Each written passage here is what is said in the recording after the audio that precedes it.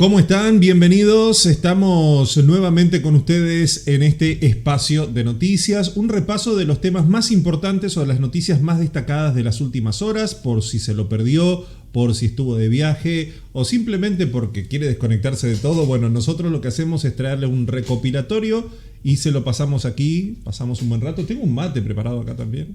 Preparé un mate, ¿por qué no? Así charlamos un ratito sobre temas de actualidad. ¿Quién les habla? Daniel Orloff. Este es un programa que también sale a través de YouTube, en el canal de YouTube de la Cooperativa de Agua, Energía y otros servicios comunitarios de 2 de mayo Limitada.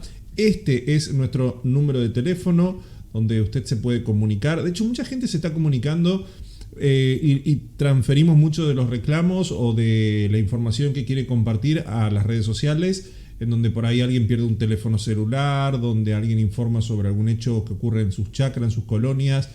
Es muy importante la comunicación, así que aquí tienen el número de teléfono 3755 65 18 22 para que te comuniques con nosotros y para que nos cuentes cómo es el día a día de tu chacra, de tu barrio, de tu casa.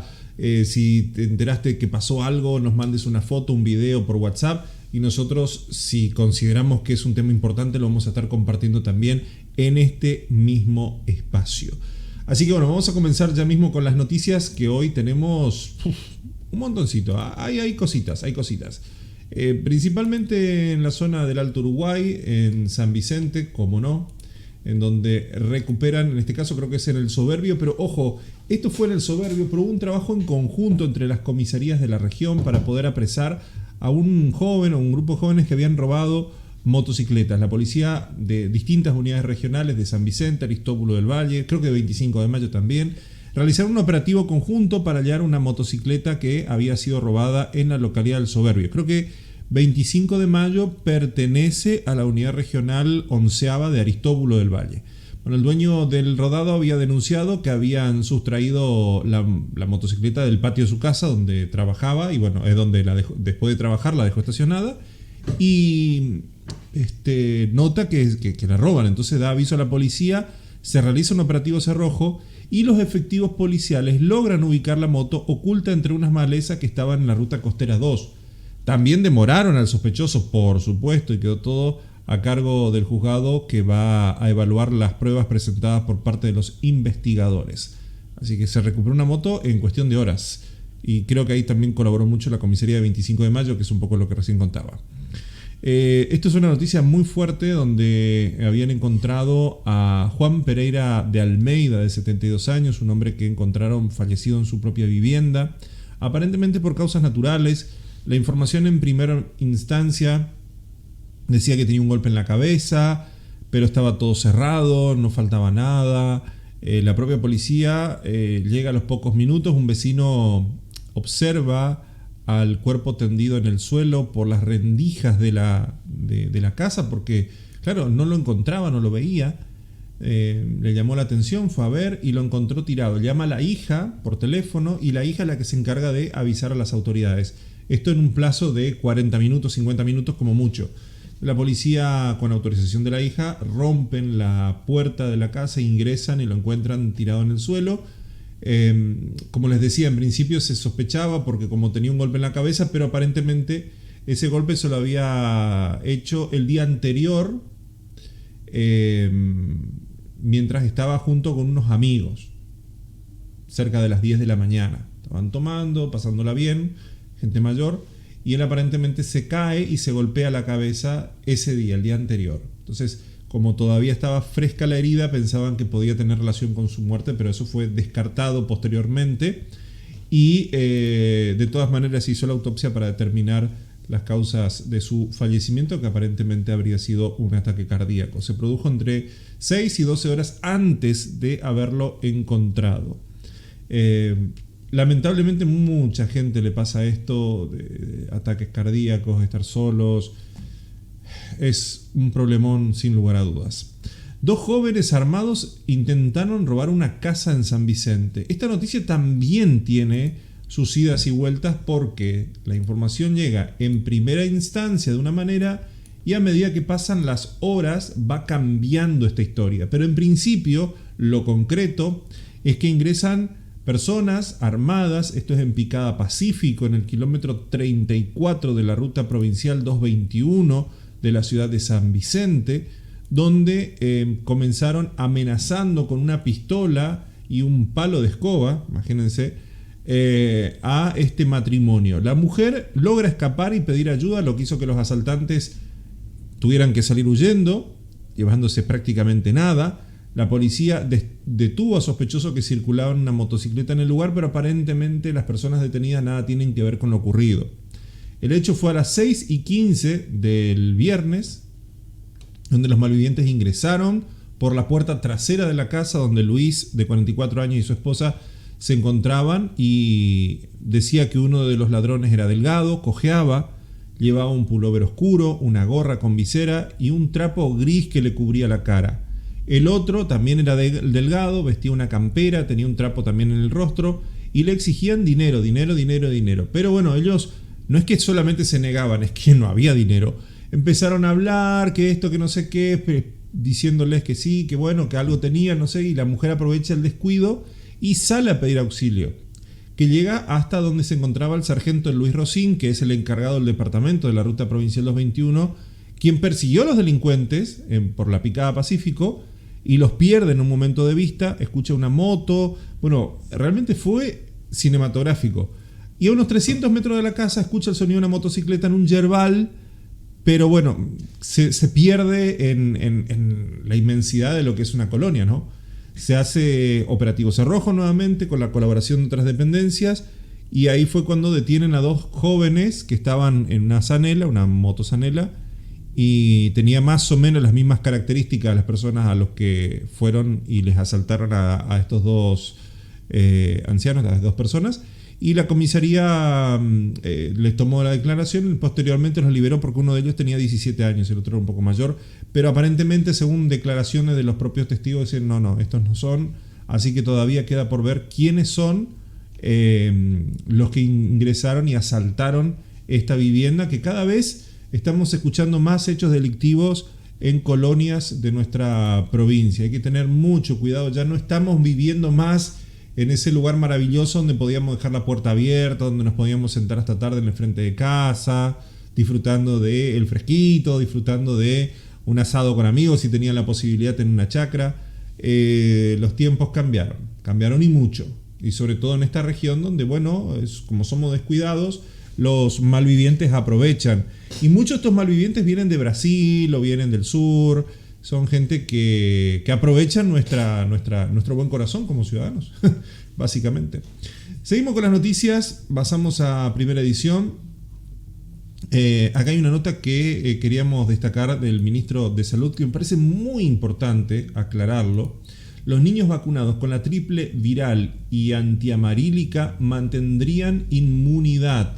Esto lo dijo el ministro de Salud, Oscar Alarcón, junto a la ministra Carla Bisotti, que iban a controlar a medio centenar de niños que aún faltaba por enrolar antes de dar finalizada la investigación con respecto a varias cuestiones que tienen que ver con los estudios que se realizan en Misiones por investigación de la Organización Mundial de la Salud, la Organización Panamericana de la Salud, el Centro de Control de Enfermedades de Estados Unidos, para comprobar si la administración conjunta de las triple vacunas, estamos hablando de sarampión, papera, rubiola, o la antiamarílica también para la fiebre amarilla, disminuye la resistencia biológica a estas enfermedades en su etapa final.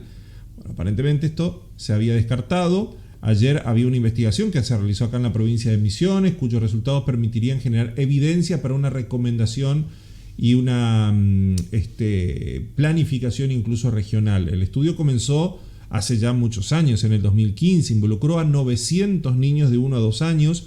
Para la investigación se armaron 3 grupos distintos, según la manera en que se administraban las vacunas, las dos juntas, la amarílica primero, la triple viral 28 días después, a la inversa. Se fue haciendo distintas pruebas. Los niños se les hizo un seguimiento, análisis de sangre, antes y después de la aplicación de las vacunas para poder comparar y determinar si la administración conjunta de todas estas vacunas disminuye la respuesta inmunológica o no.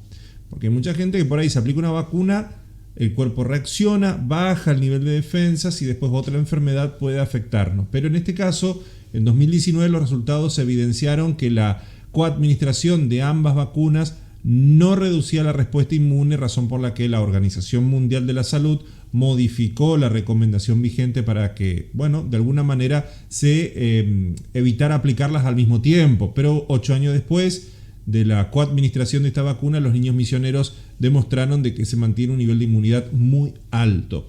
Aparte, no solamente trabajaron con la provincia de Misiones, ahí también estuvo el Hospital Favaloro, el SAMIC del Dorado, el SAMIC de Oberá, el SAMIC de Posadas, estuvieron de otras provincias, pero Misiones es la única provincia de la Argentina y de la región que decidió realizar estos estudios de manera científica y efectiva. Por eso es tan importante el laburo que viene haciendo Salud Pública en la provincia de Misiones. Los padres, sabiendo obviamente todo esto, tampoco es algo que fue sorpresa. No, se especificó, se habló, pero tampoco era algo muy grave. Lo que pasa es que había que contrastar con lo que decía la Organización Mundial de la Salud, que no, esto no, porque traía problemas. Entonces dijeron, vamos a hacer un estudio, vamos a tratar de poner las cosas en claro y vamos a ver qué pasa. Y 900 chicos, desde el 2015 hasta ahora, han demostrado de que, bueno, que sí se pueden aplicar las vacunas sin ningún inconveniente, y me parece un paso muy importante también para evitar malestar en los niños, también para entender cómo funciona también nuestro sistema inmunológico, y también para entender que Salud Pública se está ocupando en muchas cuestiones que otros países ni siquiera se animan a realizar. ¿Quiénes deben renovar alquileres en mayo? Vamos a ir salteando las noticias porque hoy tenemos mucho. Después vamos a hablar del tema de dengue también. Quieren encontrarse, o quienes tienen alquileres se van a encontrar con un aumento del 95,9%, un 96%, 100% a partir del 1 de mayo. Así que, según lo que dice el índice de contratos de locación, que esto lo calcula el Banco Central, todos los contratos que se tengan que renovar, sobre todo a partir del 1 de mayo, se van a encontrar con un aumento de casi el 100%. 95,9%, una locura. En medio de la inflación, que no da respiro, con una caída de la oferta también, porque ¿quién va a alquilar con estos números? El índice de contratos de locación que calculó el Banco Central para los contratos que en gran mayoría renuevan el 1 de mayo, el índice de la variación promedio entre la inflación y la remuneración, que es un margen matemático que se saca, se ha llegado a la conclusión de que esta es una vez más la realidad que vive el mercado locatario de todo el país, ¿no? Que tiene una crítica situación donde muchos pensaban, bueno, tengo una platita, la mejor manera de hacer es de ganar un poco a la inflación es invertir en construir para alquilar, para poder tener un ingreso extra. De esa manera no se devalúa mi peso, porque al invertir en obra después yo termino teniendo un ingreso. Pero claro, cuando vos tenés que cobrar lo que vale tu alquiler por los costos que tenés que manejar para el mantenimiento, reparación, refacción y todo lo demás, muchos de los que tienen que alquilar lo encuentran imposible con los sueldos actuales. Entonces terminás teniendo grandes edificios abandonados que en algunos casos, como ocurre en Buenos Aires o como ocurre en Santa Fe, terminan siendo usurpados. Entonces es complicado para el locatario, sin dudas para todos es complicado esta realidad que dura ya demasiado tiempo y que lejos está de ser algo que se solucione. El presidente de la Cámara Inmobiliaria, Alejandro Banazar, dijo que, bueno, desde que se sancionara la ley de alquileres, había un 116% más de oferta de inmuebles en el mercado locativo. Había más. Esa falta de oferta se trasladó directamente a los precios. Acumula una suba del 118,6% en caso de los departamentos de Buenos Aires, por ejemplo, que es una zona importante. En algunos lugares, por ejemplo, un alquiler de un departamento chiquito para un estudiante mensualmente y anda entre los 80 y los 85 mil pesos. Ahora, vos imaginate si tienen que tener un aumento del 100%, 160 mil pesos por mes. O sea, si vos tenés un buen sueldo, te casás, te acompañás y compartís gasto con tu pareja, directamente estás trabajando para poder pagar el alquiler. Y dudo que muchos argentinos tengan un ingreso de 160 o 180 mil pesos. La gran mayoría, con suerte, si tiene un sueldo de 50 o 80 mil pesos. O sea que estamos hablando de un sueldo entero solo para alquilar. Para algo que a futuro tampoco te da beneficio, porque es un beneficio inmediato. Tenés una casa ahora, no es algo que vos estás pagando tipo leasing, que dentro del alquiler también estás comprando la casa, como pasa en algunas cuestiones que o por ahí podés alquilar y parte del alquiler sirve como parte de pago pasado un determinado tiempo, como hacen algunos bancos, principalmente con objetos, no con domicilios. Pero en este caso estás pagando un sueldo entero, 80 mil, 90 mil, depende del lugar, por supuesto, hay lugares más baratos. Pero el mercado para las familias argentinas en general que quieran tener un techo están sufriendo mes a mes, porque encima también lo poco que les sobra después de pagar el alquiler tienen que comer, vestirse, y Dios ni permita que alguien de la familia se enferme, porque también es cierto que cuando te vas a una farmacia, esto no te cubre la obra social, esto no, y tenés que poner, y los medicamentos también están caros. Complejo el panorama de la República Argentina, gente, complejo. 2 detenidos por el robo de 300 mil pesos. El hecho fue en una estación de servicio en Colonia Aurora. Los individuos fueron detenidos tras perpetrar el robo. Son jóvenes entre 20 y 24 años. Créanme que hasta el momento me ha costado encontrar un hecho delictivo de estas características donde haya una persona mayor. En la gran mayoría son menores, jóvenes entre 16 y 24 años. Ese es el promedio. Más de ahí, difícil. Pero estamos hablando de robos así. Surgen con un arma, entran tipo entradera, ¿no? Es muy común en la provincia encontrarse con estos casos. Pero lo curioso es que estos son en parajes, como en el caso del paraje Saltiño de Colonia Aurora. Son lugares muy alejados donde empiezan a ocurrir este tipo de hechos. Así que bueno, se secuestró el dinero, por supuesto, y se le dio justamente un arresto a los posibles partícipes del hecho. Los uniformados fueron alertados cerca de las 7 de la mañana de ayer.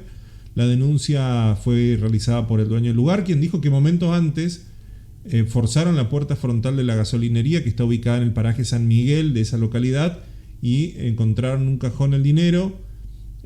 Habría sido cerca de las 2 de la mañana más o menos. Los investigadores realizaban un rastrillaje y encontraron 294 mil pesos ocultos entre las prendas de estos jóvenes que fueron detenidos o demorados, y aparentemente fue puesto a disposición de la justicia para la devolución posterior del denunciante.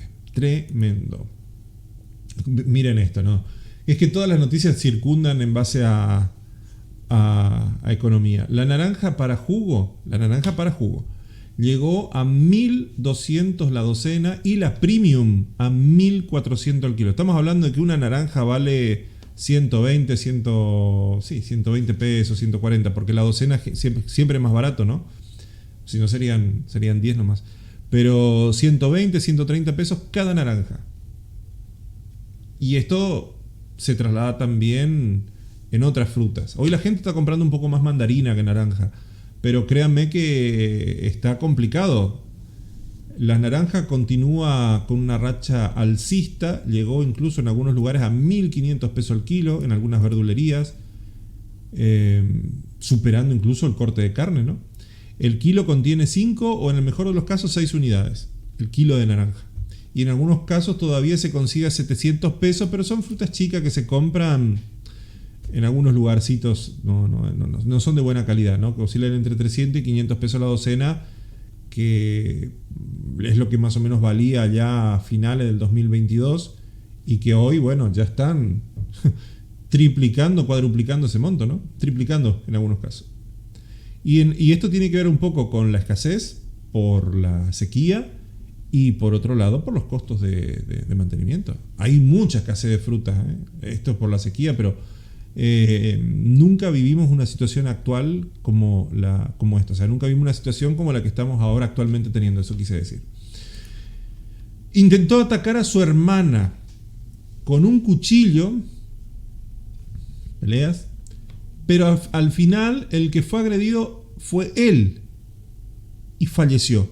Ocurrió en la madrugada del sábado en la chacra 112 de Posadas. La víctima fue apedreada y golpeada por los vecinos del lugar que salieron a defender a la joven.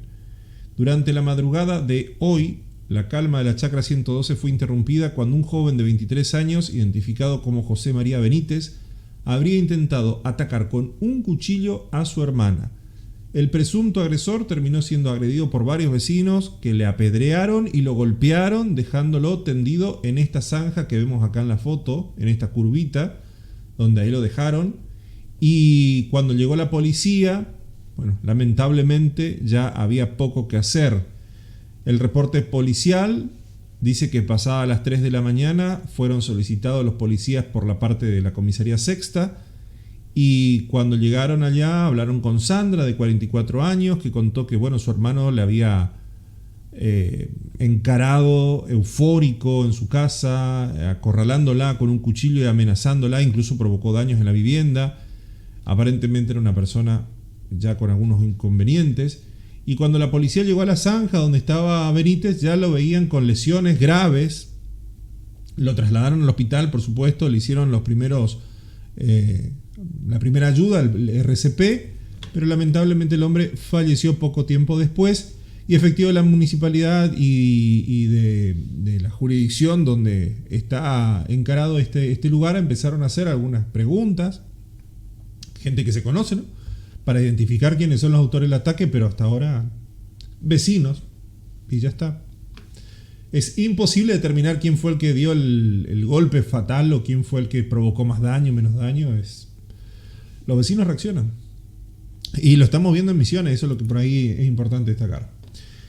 Esta es una historia que me tocó escuchar, me tocó ver. Marcelo Sichowski visitó el archipiélago argentino y revivió junto con camaradas de Corrientes y de Buenos Aires un regreso a Malvinas.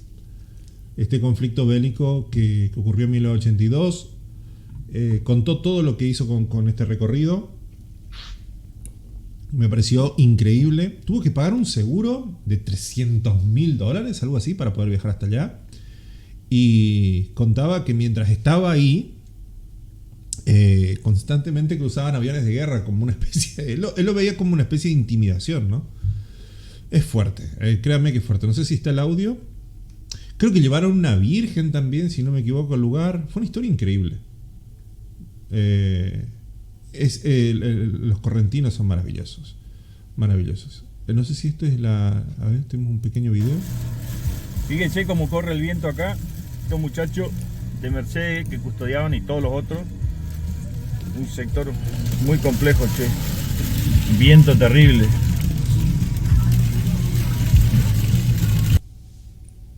Un lugar tremendo, Malvinas. Un lugar tremendo. Miren esto. Dice que los atendieron bien, que fue bueno el trato. Estoy buscando si no está el audio por acá. A ver, este video. Sí, buenas tardes a todo el equipo de comando. Estoy en Punta de Loyola, donde durante 1982 fue utilizado un barco, que es un buque llamado Major Glenn, construido en 1892 en Escocia, que quedó varado acá. Entonces hacían los vuelos rasantes la Fuerza Aérea de la Brigada Quinta con los Kick-Hawk. Hacían vuelos rasantes para probar y hacer ese entrenamiento, luego ir a Malvinas y poder bombardear los buques ingleses. Les voy a mostrar la del buque. Acá está la historia, yo se la mando a la historia. Este buque es el buque que hicieron pruebas rasantes. Los aviones venían al ras del mar en esta zona, y acá se pueden ver, utilizaban sin explosivos las bombas que tiraban los aviones, y acá perforaron prácticamente varios lugares del buque que está varado acá. Y ese era el entrenamiento, y esta fue la causa que cambió la historia de todas las fuerzas aéreas del mundo, porque tomaron como nueva táctica lo que habían hecho los aviadores argentinos, digamos, en la guerra de Malvinas. Ha sido algo que cambió la historia de las fuerzas aéreas del mundo, donde nuestros aviones volaban al ras de 2 a 3 metros de altura de las olas máximas para no ser detectados por los radares ingleses y así poder darle la sorpresa de bombardearlos. En este lugar venían los aviones al ras. Ahora está muy calmo, pero practicaban con olas altas, como si fuera realmente las Malvinas, con los vientos. Y el blanco de prueba era este buque. Se pueden ver las perforaciones en el buque, cómo están. Increíble, es increíble. Bueno, acá está la nota completa. Este soldado resaltó que que lo único que pide es que tengamos presente a nuestros veteranos que estuvieron allí, todo el coraje y la valentía que pusieron en nombre de la patria, que no se muera esto, que se siga transmitiendo todo lo que hicieron los soldados por Malvinas.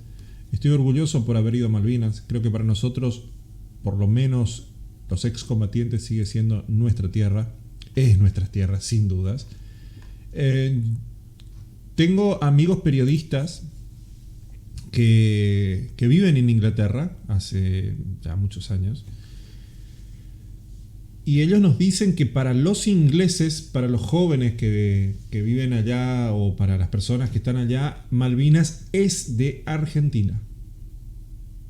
Recordemos que en aquel momento gobernaba Margaret Thatcher, la dama de hierro, y para los ingleses no fue una política muy querida.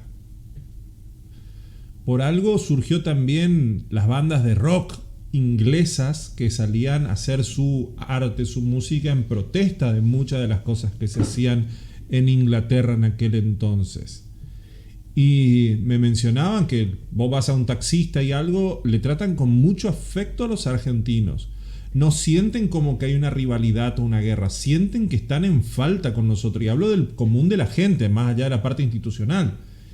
Y creen, aunque muchos aseguran, que en algún momento las Islas Malvinas volverán a ser argentinas. Y una de las propuestas que se había hecho, tanto en el gobierno anterior como en el actual gobierno nacional, es de que los que se encuentran en la isla puedan mantener la nacionalidad inglesa, pero el suelo que fuera nuevamente por territorio, por extensión de aguas y demás y todo, nuevamente territorio argentino. Ahí pocas veces se saca fotos porque está prohibido, pero en Malvinas hay una base militar con aviones preparadísimos para cualquier tipo de contingencia, con soldados entrenados y demás. La vida en Malvinas es muy cara, los tipos de casas son unas casas tipo europeas, ¿no? Y la vida allí es carísima porque todo lo es congelado. Allá nada es... O sea, no es que vos podías al supermercado y te llevas algo como acá. Allá es costoso todo. Entonces, la propuesta era que dependan de la Argentina, que reduciría mucho los costos de servicio. Pero bueno, la Argentina actualmente está pasando un problema que no puede ni autosustentarse, mucho menos sustentar la Malvina. Entonces las negociaciones un poco... Hasta que no resolvamos nuestra propia situación, menos vamos a exigir algo más. Pero en el común de la gente, en los políticos incluso de Inglaterra, están muy convencidos de que Malvinas es Argentina. A diferencia de muchos otros lugares, como pasa ahora con el conflicto de Ucrania y con el de Rusia, donde uno dice, no, esto es mío, hay como existe una rivalidad, ¿no? Existe una diferencia. Más allá cuando en el caso de Ucrania y Rusia son casi familia, porque muchos familiares ucranianos tienen familiares rusos y demás. Esta guerra realmente destrozó muchas familias. Pero lo que voy es que el inglés no siente al argentino como un enemigo, no lo ve como un rival, tampoco lo es, pero no ves que le traten mal al argentino, lo tratan bien, lo reciben, lo tratan de una manera normal, digamos, no se siente como que hubo un conflicto bélico hace unos años. Entonces me parece muy importante destacar que por lo menos por parte de la ciudadanía, por lo menos, y algunos políticos de Inglaterra, La intención es de devolver Malvinas diplomáticamente a la Argentina, pero bueno, todo esto es un tiempo, un proceso, y así como ocurrió con otras islas y con otros territorios ingleses, depende mucho de los que viven dentro de la isla que determinen si quieren formar parte o quieren ser un ente autónomo, porque hoy dependen de Inglaterra, de la libra esterlina, y después depender del peso estando en el sur es difícil, es difícil. Pero bueno, hay negociaciones y estas historias conmueven, llegan al alma, y si lo pueden escuchar, escúchenlo, porque realmente un grande, lo que cuenta, lo que vivió, lo que sintió, lo que comparte sus historias, la misa que se hizo ahí también, los familiares que fueron, lo difícil que es llegar. O sea, podés llegar, pero tenés que tener un cierto poder adquisitivo para hacerlo. No es un lugar turístico, digamos, no es un lugar donde vos vas a ir a disfrutar. Es un lugar complicado geográfica y climatológicamente hablando, pero es nuestro. O sea, es nuestro suelo y ya está. No hay mucho más para agregar a todo esto, gente. No hay mucho más para agregar. Así que bueno, muchísimas gracias, Marcelo Sichowski, por contarnos estas historias que sobre todo los más jóvenes necesitan escuchar para entender, ¿sí? Entender lo que fue la lucha de Malvinas en el 82 y de lo que representa para todos nosotros, sin lugar a dudas. Bueno, seguimos un poquito más con las noticias. Jardín América: arrestan a un hombre buscado por intentar incendiar la casa de su ex con su hija dentro. La causa y las acusaciones están dentro de un contexto de violencia de género que es llevado adelante por el juzgado de instrucción número 2 de Jardín América, que ordenó la detención del mismo. Es increíble el nivel de locura que hay.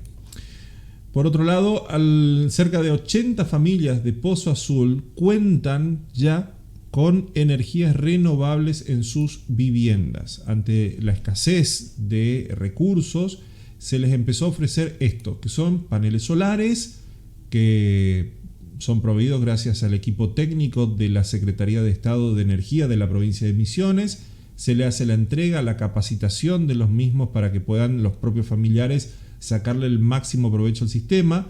Y dentro de este programa provincial de inserción de energías renovables, los vecinos de Pozo Azul accedieron a estos paneles solares y a partir de ahora podrían conservar los alimentos, bebidas, medicamentos, también utilizar artefactos eléctricos para uso diario como un lavarropa, ventiladores, cargadores, luminarias para la parte de la vivienda, porque claro, se almacena también la energía. Y hay que destacar que el equipo técnico de la Secretaría de Estado de Energía de la provincia de Misiones, en cada entrega de equipos, como les decía, capacita a los integrantes de la familia, a todos, para que bueno, puedan sacarle este uso máximo de los equipamientos sin que haya ningún inconveniente. Es una prueba piloto donde se entregaron 200 equipos de generación de energía renovable a distintos municipios, como por ejemplo en este caso Pozo Azul, pero bueno, la idea es también darle a otros lugares energía eléctrica como los CAPS, los destacamentos policiales más pequeños, a pequeños productores, Feria Franca, comunidades guaraníes, puntos turísticos, etcétera, para bueno, garantizar un mínimo de conectividad, un mínimo de energía eléctrica y de esa manera tener más beneficios, sobre todo a la hora de conservar alimentos y medicamentos, que me parece muy importante. Entramos a temas internacionales. La renuncia de un ministro clave de Lula pone en riesgo el equilibrio político del gobierno de Brasil. Gonçalves Díaz, ahora ex ministro del Gabinete de Seguridad, dimitió luego de la difusión de un video en el que se lo ve en la toma del patio del Planalto del 8 de enero pasado. ¿Se acuerdan que había como una toma? Bueno, se investiga si traicionó al mandatario o si permitió la devastación para facilitar el empoderamiento político de su jefe en torno a un sentimiento de unidad nacional, que es lo que se plantea hoy en la justicia.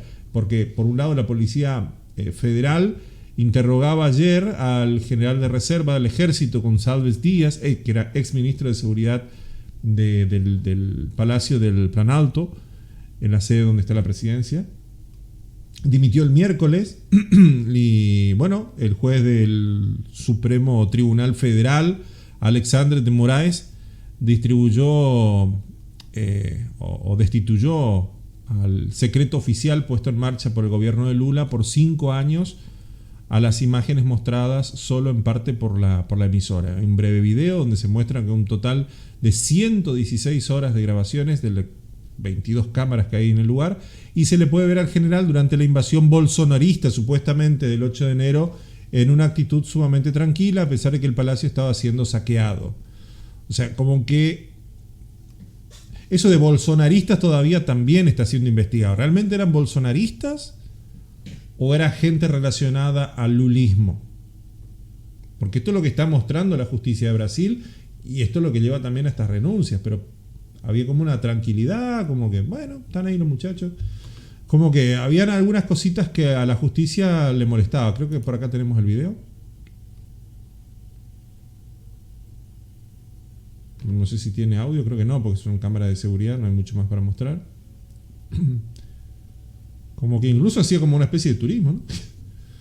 Qué maravilla. El ministro del jefe de Gabinete de Seguridad Institucional del presidente, Marco Edson Gonçalves Díaz, renunció este miércoles luego de que, bueno, la prensa divulgara las imágenes en donde aparece junto con los manifestantes que asaltaron la sede de los tres poderes el 8 de enero. Mira, y le está diciendo, pasen por acá, por favor.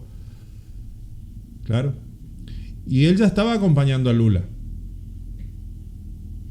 O sea, estos que están entrando acá, ¿son bolsonaristas o son lulistas? Eso es lo que no queda claro de esta historia. ¿Quiénes eran los que tomaron? ¿Realmente eran gente de Lula o eran gente de Bolsonaro que no aceptaban los resultados de las elecciones? Es como que ahí el tribunal ordenó que la Policía Federal interrogara a todos los militares que estaban en el lugar y declaró que, bueno, aquel dramático día retiró todos los extremistas que no los detuvo porque estaba a cargo de la gestión de crisis. Y que, bueno, a pesar de los actos vandálicos que estaban previstos para ese fin de semana, hubo un apagón del sistema de inteligencia que no permitió tomar las decisiones adecuadas, curiosamente, y Díaz es el primer ministro de gobierno de Lula en caer. Fue apodado como la sombra por estar siempre cerca al presidente, ya sea en Brasilia o en viajes nacionales o internacionales, es uno de sus leales, y trabajó en su seguridad en los primeros mandatos, entre el 2002 y 2010, también en el gobierno de Dilma Rousseff, y impactó muy fuerte la dimisión del mismo. Claro, lo dejaron solo y dijeron, che, mirá, me expusieron. Al final, esa toma tan antidemocrática que se dio, quizás estos jóvenes que iban con el buzo de Bolsonaro, quizás no eran gente de Bolsonaro, quizás eran de otro lado, ¿viste? Queda la duda, está todo en manos de la justicia. Veremos cómo avanza y si avanza este tipo de investigaciones. Bueno, esto lo habíamos comentado los últimos días, como para ir cerrando. Beatriz Flamini, la deportista que pasó 500 días en una cueva, 2 años, al momento más difícil, las alucinaciones auditivas, la polémica que dejó su nuevo récord, donde leyó como 60 libros, pasó 500 días dentro de una cueva. A ver si tenemos audio para escuchar algo de esto. Vea. ¿Qué? Te voy a decir una cosa muy importante. Dime. Si hay una persona en el mundo que lo pueda hacer, eres tú, lo sabes, ¿no? No conozco a nadie mejor y que se ha preparado mejor para hacer esto. Que no es algo que hago por imposición o es algo que elijo. Entonces me causa mucha curiosidad, mucha fortaleza y mucha alegría, ¿no? Una cueva es un espacio subterráneo bajo tierra. Lo más normal es tener una única salida. Suelen ser lugares bastante seguros, pero son muy hostiles al ser humano y sobre todo al cerebro, porque no ves la luz del día, no sabes cómo pasa el tiempo, no tienes referencias, no tienes estímulos sonoros, siempre es el mismo silencio o el mismo goteo. Chao. ¡Qué locura! El reto que me he planteado consiste en meterme en el interior de una cueva y permanecer en ella un máximo de 500 días. Va a tener problemas de memoria, va a tener problemas en la toma de decisiones, va a tener alteraciones en la atención y en la concentración, en el tiempo de reacción, en la capacidad de abstraer y de razonar. Y ella lo va a sentir subjetivamente como que está más lenta, que está más errática. Entonces, no es que el tiempo pase más rápido o más lento, es que el tiempo no pasa, porque siempre son las 4 de la mañana. Qué increíble, ¿no? Qué bárbaro. Una mujer que estuvo ahí en profundidades sin contacto con el mundo exterior. O sea, ya sabía lo que estaba pasando afuera, tampoco es que se aisló del mundo. Estaba ahí aislada, por supuesto, sabía que existía una pandemia, todo lo demás, pero se llevó sus cosas, comía como podía, de hecho perdió mucho peso, pero bueno, se generó una polémica y marcó historia sin lugar a dudas esta mujer, y me parece increíble. Bueno, lo que voy a cerrar con el día de hoy también es increíble, gente. Yo uso mucha inteligencia artificial, particularmente para mi trabajo, prácticamente todo, o sea, todo utilizo inteligencia artificial, todo. Y lo vengo haciendo desde hace 4 años.